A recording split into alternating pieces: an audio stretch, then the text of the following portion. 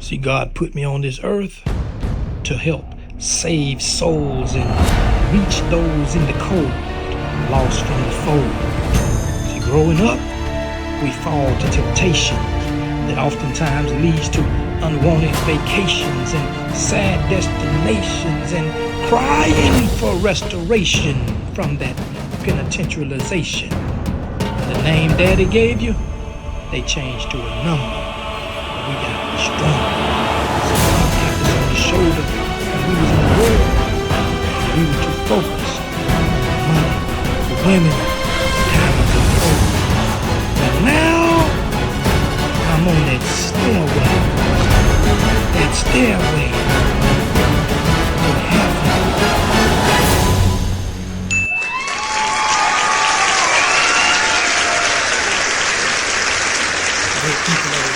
Good people of the world. Hey, listen, man, welcome to another episode of Rev Mio TV. Hey, man, for those of you that don't know, man, I am a real preacher. I am licensed and ordained. I've been preaching since 2007, right? I started preaching before I got out of prison. My story is I served 16 years of my life incarcerated. I served state time back in the 90s. And I served 13 straight years in the feds from 2004 to 2017. You know what I'm saying? This is a positive channel.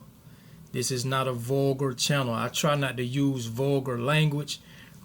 So, you know, you see me trying to substitute words and stuff like that, man, to keep it clean for you. So y'all follow with me, man. I'm trying to keep these youngsters, man, from going to these jails and these penitentiaries. You know what I'm saying? Old folks too. You know what I'm saying? So listen, young people, hey, share this content, man. Share this videos with at least 3 people. Share with at least 3 people. You know what I'm saying? Share. You know what I'm saying? So let's get right to it, man. Let's get right to it. Rev Mio TV. So listen, this particular story right here, right?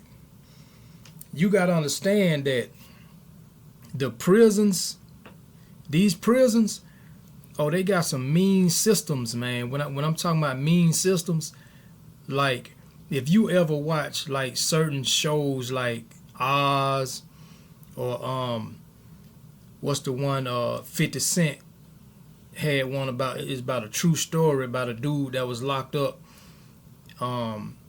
in the DC area or something like that, and he became a lawyer in prison. Like, and you watch how the prison politics be working, and how the officers and the administration be, sometimes they be doing stuff that be underhanded. It be a lot of cover up. They manipulate paperwork, stuff like that. Oh, it be some crooked stuff going on, man. They cover up some stuff. Now, I'm not saying Oz and stuff like that. I mean, like, a lot of the stuff that they do and stuff on TV, of course, is exaggerated. You know what I'm saying? But some of this stuff do happen. Some of the stuff do take place. You got to understand, in a prison environment, that it's really the inmates that really keep the peace. You know what I'm saying? It's really the inmates that really keep the peace, man. The officers and administration are far outnumbered. You know what I'm saying? It's way more inmates than it is staff in these prisons. You understand what I'm saying? You got inmates who are shot callers on every prison compound, every prison yard. You got shot callers. You know what I'm saying? You got people with influence that sometimes they have to play the middleman and deal with the administration on behalf of the inmates. You understand what I'm saying? Like, stuff like that go on. But then sometimes you just got the total cross game that goes on. You know what I'm saying? So today I'm going to tell you about a situation where I'm going to tell you about 2 of them in this one story, and I'm going to keep it short too. So the prison in Atlanta, I'm going to tell you about a time that they covered up a death, right? A wrongful death. So let me rephrase it. I'm going to tell you about a time that the prison officials covered up a wrongful death, and they charged 4 inmates with murder when there was no murder that took place. Right? Yeah, true story. So listen, Okay, hit the subscribe button, like the video, comment, and like. Hey, listen, those likes and those comments, they make a big difference. But I'm asking you to share this video with at least 3 people. You know what I'm saying? At least 3 people share this video. So listen. So I was locked up in Atlanta camp. This at the camp too. So listen now, I had just got to the camp. It's like 2008, 2009. So it's 2008, 2009, right? And I'm at the camp. And so I remember where I was sleeping at when I first got there. I was on a top bunk. These are open dorms, like cubicles, concrete cubicles, right? So each person can see into the next person's cell. You know what I'm saying? There's no doors on the cells. There's no doors on the cells. You know what I'm saying? So the bed that I used to sleep in when I first got there, it was on the top bunk, right?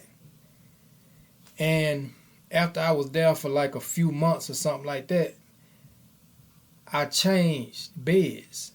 I moved, right? I moved to like on the same hallway, just a few or maybe 1 or 2 cells down across the hall, right? I could still look over and see the bed that I was sleeping in at first, right? So when I moved, then like a day or 2 later, or a few days later, they brought another inmate in and put him in the bed where I was sleeping at, right? So the dorm is, you know what I'm saying, they always stay full. Like like if a bed got empty one day, within another 2-3 days, that bed was filled back up. You know what I'm saying? So they brought this guy in, and he was an older dude. He was in probably his late 50s, maybe even early 60s, right? And I remember when they brought him in, you know what I'm saying, he introduced himself and we got to talking and stuff. He was a real nice dude. He was a preacher, right? He was a preacher. Okay? So now I know somebody saying, well, why is a preacher getting locked up? I'm going to tell you something. Most of the time, from my experience, what I've seen, most preachers that get locked up and get in trouble, man, is because of taxes. You know what I'm saying? Taxes. And it's not necessarily because they stealing from somebody or trying to take something. When you dealing with a non-profit organization, when you dealing with non-profits, it's a lot of strict rules and regulations that come along with that non-profit. They're easy to violate. Like you can do the simplest thing, man, and you can try to fix it, and you can still get in trouble. You know what I'm saying? Now, so anyway, the dude was a good dude for real. And he was a preacher, right? About late 50s, early 60s. And so I remember going to visitation. Went to visitation, right? And I remember seeing him over there with his wife sitting over there and stuff, Then coming from visitation. So then at this point, he had only been there for like a few days. This his first week there. So he go to visitation his first week there. So then all this next week now, he went to visitation on that weekend, Saturday or Sunday. So that Monday come up now.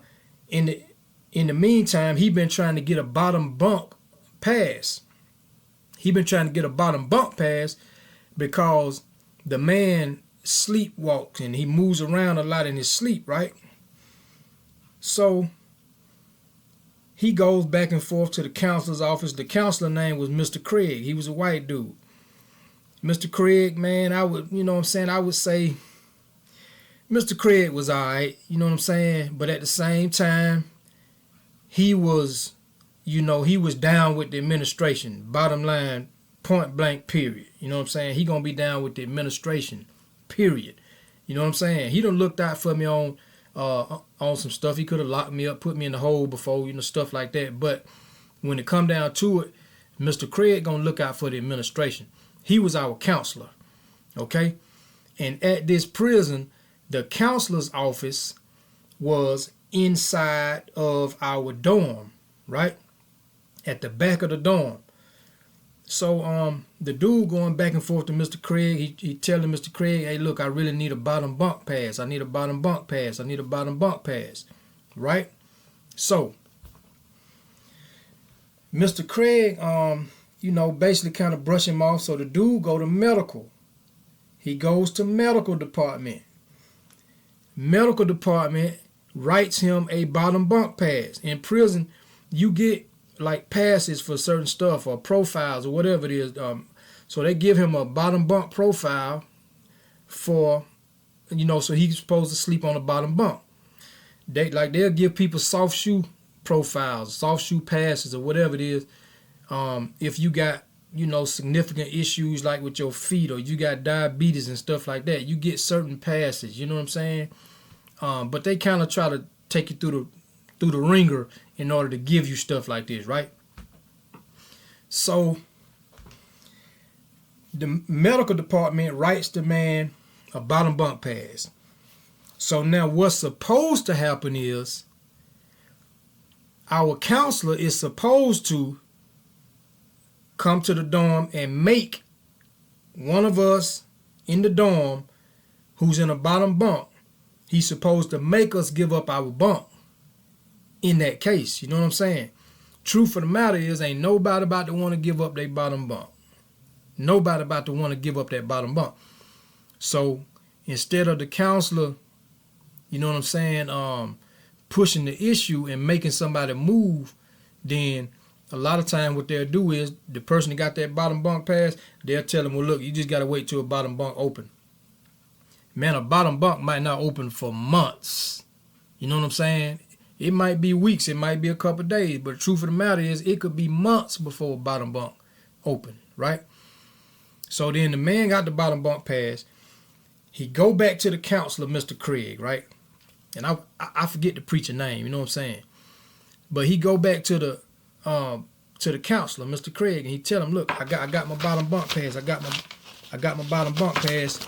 You know what I'm saying? I really need to get that bottom bunk because it's dangerous for me up there on that top. I move around in my sleep. I talk in my sleep. I walk in my sleep and stuff like that. So Mr. Craig say, look, man, you gonna have to wait until somebody move, until one of these beds come open. Until then, you got to sleep on that top bunk, right? So, okay, hit the subscribe button, like the video, comment on the video, and share with at least 3 people, okay? So look now, I'm going to paint the picture a little bit more for you, right? I'm going to tell you about another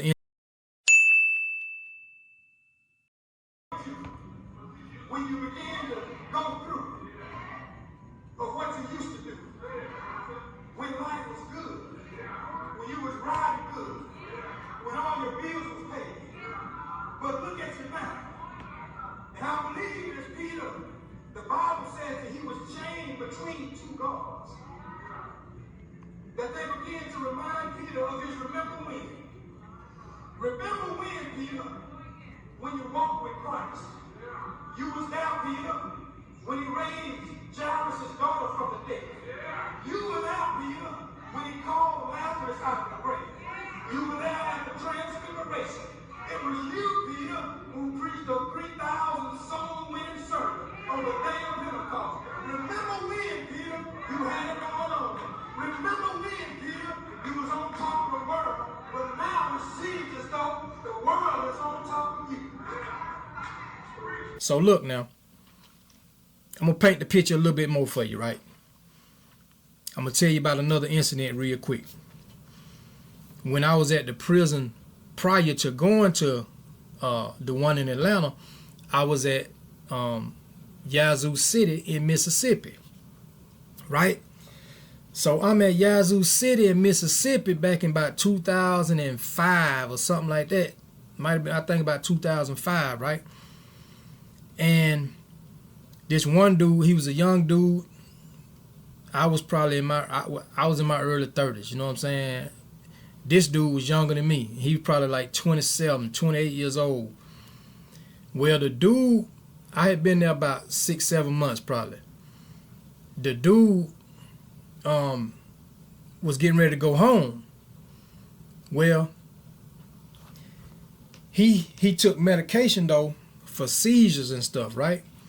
So he kept going to the medical department down there at Yazoo City. He kept going to the medical department back and forth. Hey man, I need my medicine. I need my medicine. I need my medicine. Well, they didn't have his medicine. So they wasn't giving him his medicine. They didn't have it for him, right? The man kept going back and forth. Look, I really need my medicine. I really need my medicine. He writing them up. Look, I need my medicine.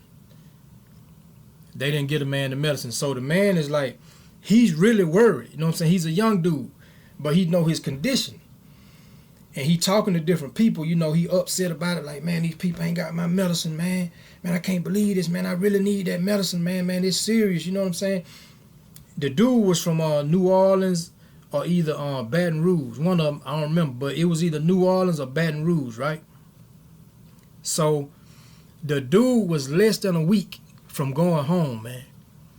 He was less than a week from going home.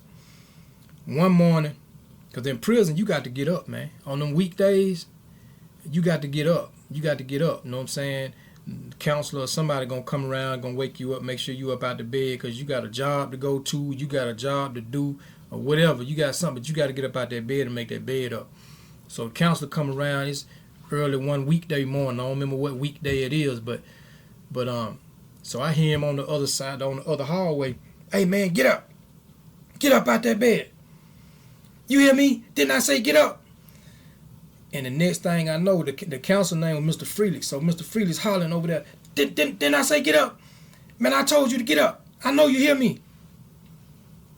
Man, next thing I know, I hear Mr. Freelix say, oh, he hitting the deuces. He hitting the deuces, you know what I'm saying? And then he on the radio. He like, come quick. Come quick. He unresponsive. I got one in the bed. He unresponsive. You know what I'm saying? So when you hit the deuces, that's hitting the button on the radio. You know, that's for the prison staff, the COs and the counselors, the case managers, whoever. They got these radios, got the button on it. That's that emergency button. So when you say hitting the deuces, that's what they do. So he hit the deuces and he on the radio. Look. So they come around now. The man laying in the bed, he dead. You know what I'm saying? The man dead. You know what I mean? Now he been begging these folks for over a week and something. Look, give me my medicine. I need my medicine. I need my medicine. And they never gave him his medicine, man. Right? So the prison is not going to be quick to report nothing. And they going to, you know what I'm saying, doctor the paperwork. You know what I mean? To make it seem like, you know, they're not at fault or they didn't have, you know, like they wasn't aware that he had ran out of medication. They'll make it look like the dude never been to medical, asking about no medication. You understand what I'm saying? So anyway, man, even like to notify somebody's loved ones there's something like that going on, you know what I'm saying? It's difficult because a lot of times you don't have, you know what I'm saying, their contact to be able to let their family know like what really happened. You know what I'm saying? So anyway, going back to the preacher man in Atlanta. So he got the bottom bunk pass, right? Preacher man got his bottom bunk pass. The counselor, Mr. Craig, tell him, you got to wait until a bed open up so you can get a bottom bunk. You know what I'm saying? Young people, you don't want to go through this stuff, man. Stay out of prison, man. Stay out of trouble. Go to school. You know what I'm saying? Get you a job, man, or start you a business, man. Get your credit together, man. Go to college, get some degrees, but don't go to prison. You feel me? It ain't worth it. So listen. So the man up there in the bed sleep one night, right? He sleep. All of a sudden, I'm laying in my bed, and all of a sudden, man, I hear a loud, like, boom. But you got to remember, everything in prison is concrete. You know what I'm saying? Something done smashed on this concrete. You know what I'm saying? I ain't know if somebody was fighting or what was going on, but that's all you heard was just a boom. You know what I'm saying? That loud boom, that loud thump. So I'm like, man, you know, sometimes you hear stuff and you just let it go because you hear stuff all the time. People be getting into arguments all the time, scuffles all the time, stuff like that. So you just kind of just you just kind of ignore it. So that's what I did. I just ignored it. But I knew I heard something. I looked around and I'm like, ain't none of my business, right? Man, a few minutes later, I hear the the paramedics and the police and everybody coming in the dorm. So you hear all the noise, and they got the stretcher in there, the paramedics in there, and they trying to they working on them or whatever. And so then I look over from my bed. And I'm like, dang, okay, something wrong with the preacher man, because I see his top bunk is empty. I don't know he done fell off the bed, though. The man done fell off the bunk. He done fell off the top bunk while he was asleep. He done rolled off the bunk. You know what I'm saying? Remember, the man said he move around a lot in his sleep. He walk in his sleep, stuff like that. The man done fell off that top bunk. Boom. He done bust his head wide open, man. Blood everywhere. I'm talking about puddle, big old puddle of blood. You know what I'm saying? So they over there working on the man. So they take him out of there, man. And I remember when I got up out my bed and I just went, just to peep around there in the room, man. Man, it was a puddle. Man, that puddle of blood was so wide and so thick. I'm like, good gracious. So I started praying for the man, when I saw, that it was an emergency from the beginning. But, so anyway, the man went to the hospital, right? He's in the hospital. He's unresponsive. He's unconscious, right? So, fast forward a few days later now, I go to visitation. And when I go to visitation, I'm up there for a little while, for a little minute or whatever. And then my partner from Alabama, he came up in there, right? So then he looked over there at me. He said, hey, Mio, he said, man, ain't that the preacher wife sitting over there? So the man who fell off the bed, right, the preacher, his wife done came to visit him. They let her in the visitation room, so she's sitting there waiting on him to come out to the visit, right? So she just sitting there. The staff had not even informed her. Nobody from the prison had even informed her. He done fell off the bed like 3 days ago. You know what I'm saying? It's been like 3 whole days or something like that he done fell off the bed. He done been in the hospital all this time. Nobody had even informed her that her husband is in the hospital fighting for his life. Done fell off the bed, right? So she's sitting there. So my buddy from Alabama, he said, man, ain't that preacher wife over there? So I looked. So I remembered her from last week. He remembered her from the week before too. I said, man, that sure is. So he like, man, I'm about to go over there and tell her, man, what's going on. You know what I'm saying? Because, obviously they ain't told her. So he go over there. I leave the visitation room. He went on over there and told her, hey, ma'am, I'm sorry to tell you, but your husband is in the hospital. He fell off the bed the other night. You know what I'm saying? This, that, and the other. So she like, well, of course she's shocked. She's stunned. So she asked the officers in the visitation room, like, what's going on? Like, where's my husband? And they didn't share no information. You know what I'm saying? They told her, look, we don't know. And maybe they didn't know. Maybe those particular 2 officers didn't know. You know what I'm saying? But they began to make calls and try to, see what's going on. The prison never even told her. Not only did they not tell her that he was in the hospital, but then when she found out that he was in the hospital, they were still telling her, look, we don't know where he at. They never told her what prison he was at. You know what I'm saying? So anyway, fast forward, right? Man, this woman about going crazy. You know what I'm saying? This her husband, right? This woman about losing her mind, man. So she's back and forth up to the prison now. She trying to get information from different hospitals, checking every hospital in the Atlanta area, trying to see where her husband is at, right? So now she's contacting the prison, and it's certain officers who cool, you know what I'm saying? See, they'll tell us what's going on. So they telling the inmates now, you know what I'm saying? You know, you get an officer or two that's kind of cool with you, and they'll tell you, like, man, that lady, boy, she trying to find her husband, man. Man, the warden, them, they, you know, they not sharing the information, man. They telling us to keep it hush-hush, man. But, oh, man, she about to sue the prison, you know what I'm saying? But she don't even know where her husband is. So that's the kind of information we was getting back and forth, right? They wouldn't even tell the lady where her husband was at, right? So then finally, the woman, you know, she get lawyers involved and all this stuff, man. And it took her, you know what I'm saying, it took her probably almost a week before she even found out where her husband was at. You know what I'm saying? So now that she found out where her husband is at, so now we start getting information. You know, like I said, some of the officers are cool with us. So they'll tell us what's going on. So the man is laying in the hospital. He paralyzed. He's still unresponsive. He unconscious. He's still fighting for his life. You know what I'm saying? He on a breathing machine, all this. So the officer tell us though, like, man, boy, if he make it, you know, he gonna be paralyzed. Like he paralyzed now from, you know, from the neck down or whatever. Like, dang, that's messed up, right? So then the man died. The man died, man.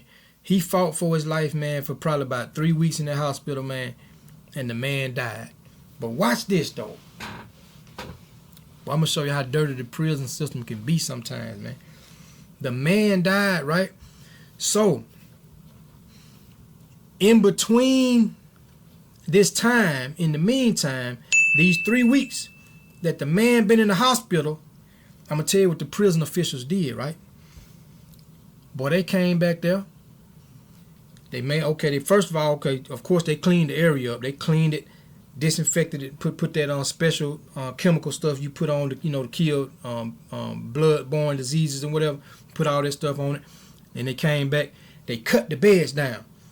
Them beds that were stacked, bunk beds, they cut all of them down. They come back there with saw, because some of them beds was welded together.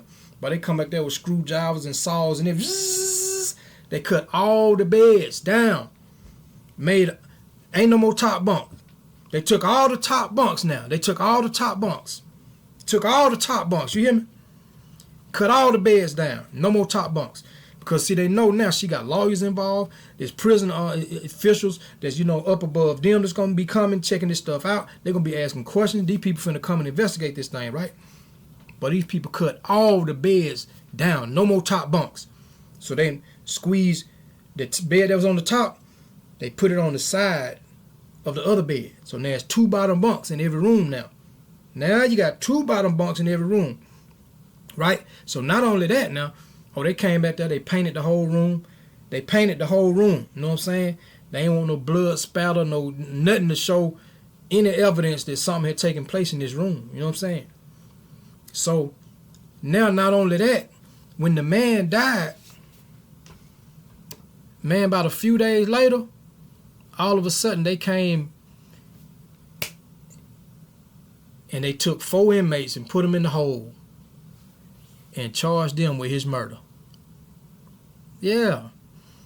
The prison officials made this decision. They just go get some scapegoats. They took 4 inmates, 4, locked them up in the hole and charged them with this man murder, man. Yes, man, I pray that this woman, that his wife or his child or brother or sister or somebody will see this video. Because, see, we didn't have no way of reaching them people, man. But if y'all see this video and y'all can relate, you know the story I'm talking about, and you know this family, this man, then, contact me. I can give you some of the, the names of some of the, the prison officials and like Mr. Craig, he was the counselor. I forget exactly who the warden was at that time because they changed wardens like 3 times while I was there, something like that. But I can tell you who the unit manager was. I can tell you who, certain people was. You know what I'm saying? Yeah, they did the man wrong. They did his family wrong. So look, they charged these people with murder, man. 4 inmates, they charged him with murder. Dawood was his cellmate, and they was cool. You know what I'm saying? You know, sometimes you get a cellmate you don't vibe with. They came right in, they clicked right away. They was cool. Dawood was cool. He was from Alabama too. Another dude, Red slept down in another dorm. They charged him with the murder. 2 other dudes, I forget their names at this moment, but they charged these 4 dudes with the murder, man. So when they came and they locked these dudes up and they put them in the hole, you know, sometimes you don't know what you're going to hold for. So we just thinking, man, they locking them up for some reason. They doing an investigation on something else or whatever. And then the word come back down, man, they don't charge these dudes with this man murder, man. Yeah, they charge these folks with this man murder, man. You hear me? So they stay up there in the hole, man. They locked up in the hole, man, for months, right? For months. And finally, they have to release them from the hole because it ain't no, first of all, they didn't murder the man. They didn't harm the man. They didn't hurt the man. You know what I'm saying? They were trying to cover up the fact that this man had a bottom bunk pass and he was supposed to have been on a bottom bunk, and he done fell off the top bunk and done killed himself. You know what I'm saying? So they let the guys out of the hole, you know, some months later. You know what I mean? But they took them through that stress, man, through that, you know what I'm saying, through that process of just going through that, you know what I'm saying, that uncertainty, being charged with murder, man. You know what I'm saying? So they dropped the charges on them and they let them out of the hole and brought them back to the compound or whatever, you know what I'm saying? But it was just a crazy situation. So I just shared this to let y'all know that some of these stories that you might hear people talking about, these prison administrations, man, talking about how dirty and low down they can be, talking about when they do. Oh, I got some more stories too about some stuff that I personally went through, you know what I'm saying, dealing with prison officials and stuff like that. You know, they cutthroat. So listen, young people, don't go through it. Don't go to prison. Don't go to jail. If you never been, don't go. You got your whole life ahead of you, man. Okay? You got your whole life ahead of you, man. Okay? So listen. Come on, man. Make good choices, all right? Good choices leads to good results, okay?